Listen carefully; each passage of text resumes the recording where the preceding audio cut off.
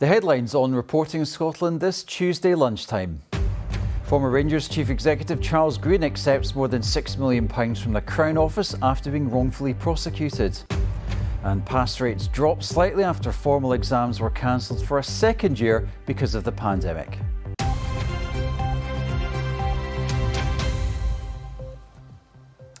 Hello there, good afternoon. The former Chief Executive of Rangers, Charles Green, has won more than £6 million in damages from the Crown Office after being wrongfully prosecuted following the club's collapse 9 years ago. Scotland's prosecution service offered the settlement the night before an 8-day hearing was due to get underway in the courts this morning. A warning, our Home Affairs correspondent Dave Cowan's report contains flashing images. Your response to the allegations you're facing. Charles Green leaving Glasgow Sheriff Court in 2015. Prosecutors at the Crown Office had already accepted he should never have been put through this.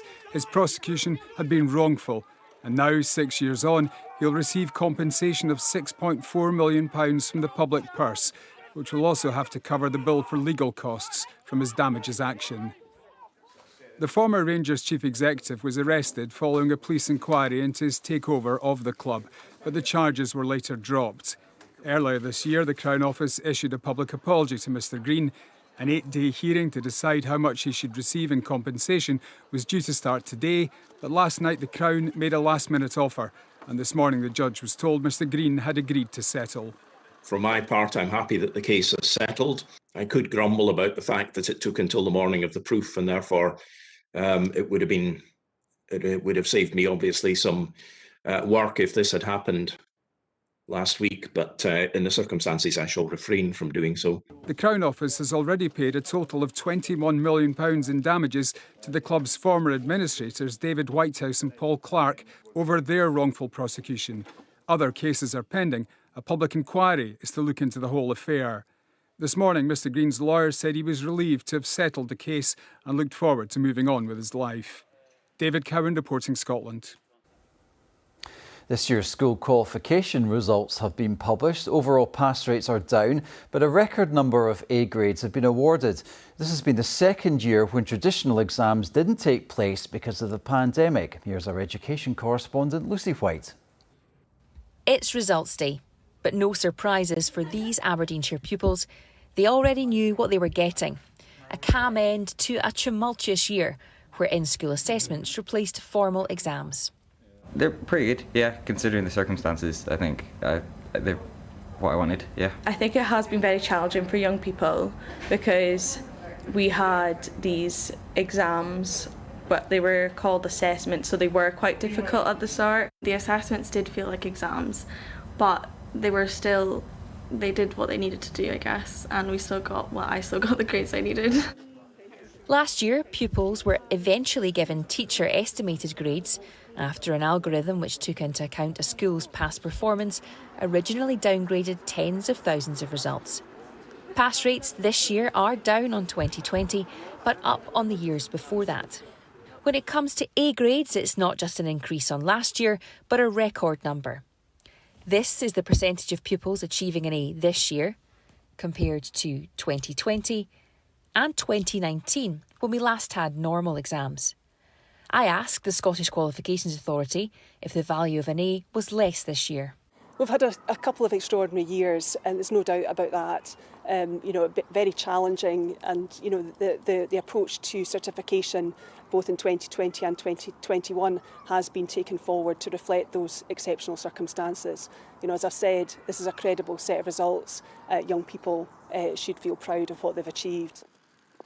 The difference between how well those from the least and most affluent backgrounds have done, the so-called attainment gap, has widened this year compared to 2020, although it's not as wide as in 2019.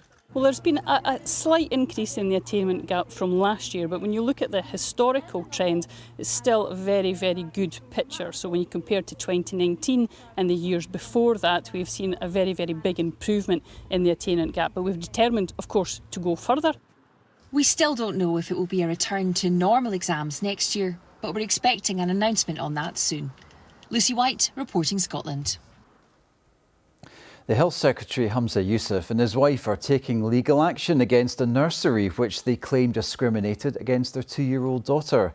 The couple say the Little Scholars Nursery in Dundee told them it had no availability for their daughter, but applications submitted by friends and family with white-sounding Scottish names were accepted. They're now making a claim under the Equality Act. The nursery says it will respond in due course and says it's saddened anyone would think it was not open and inclusive. Large crowds will return to stadiums from tonight. A capacity crowd will be permitted at Ibrox for Rangers' Champions League qualifying tie against Swedish side Malmo. Here's Conor Gillis. Mass events were banned here in Scotland in March 2020, more than 18 months ago, which makes this moment here at Ibrox tonight even more significant. Full capacity for the game, around 50,000 fans expected to pack in to the stands. And that is, of course, only possible after we moved beyond level 0 yesterday. Now, crowd numbers have been rising steadily in recent weeks, but this will be back to pre-pandemic numbers, and that is a big moment for supporters. Being in a full stadium creates an amazing atmosphere and gives the players a lift. So supporters are hugely important to their clubs, both financially, but also as being part of the competitive edge there. There is still a sense of nervousness within the government though, but they're not overly concerned about people inside the stadium actually watching the match. Instead, what fans will be doing beforehand, like crowding in pubs and houses, on the underground and trains as well.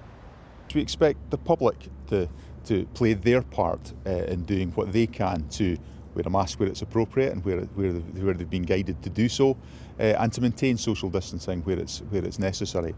Where that doesn't happen, again, sometimes the police have a role to play, but that is often rare, and I'm very confident moving forward that the parameters that have been set around public health will be broadly adhered to. So clearly there is a lot of attention on how this plays out tonight from a public health perspective, and kick-off here is at 8 o'clock. Conor Gillis reporting Scotland, Ibrox. Let's have an update now on how things are looking weather-wise. Here's Kirstine. Good afternoon to you. It's been a relatively quiet morning of weather with the best of the sunshine in central and southern areas.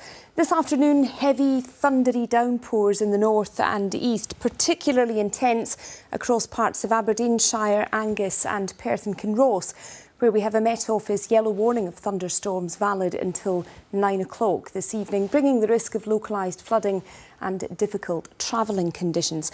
Otherwise, a lot of dry weather, the best of the sunshine for central and southwestern areas. More in the way of cloud across the Western and Northern Isles, northwestern coasts too. In the sunshine, temperatures will peak around 20 Celsius. This evening, the showers will continue for a time. They then fade, leaving a lot of dry weather with some clear periods, but cloud will push in from the west during the early hours. Some light and patchy rain arriving onto western coasts, accompanied by freshening south to southeasterly winds. Tomorrow then, that system will continue to push its way eastwards, then a brief ridge of high pressure before this next area of low pressure makes its way towards us during Thursday. So tomorrow starts with a lot of dry weather, the best of the brightness in the east.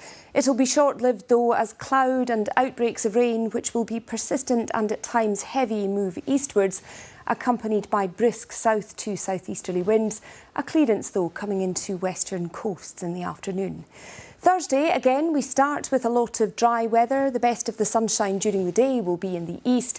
In the west, thundery showers or longer spells of rain will move in, and that will be accompanied by strong to gale force winds along western coasts. Thank you very much, Kirstine. And that is all for now. Laura Miller will be here with more news on sport and weather in Reporting Scotland at 6:30 tonight. From everyone here in the Lunchtime team, have a very good afternoon.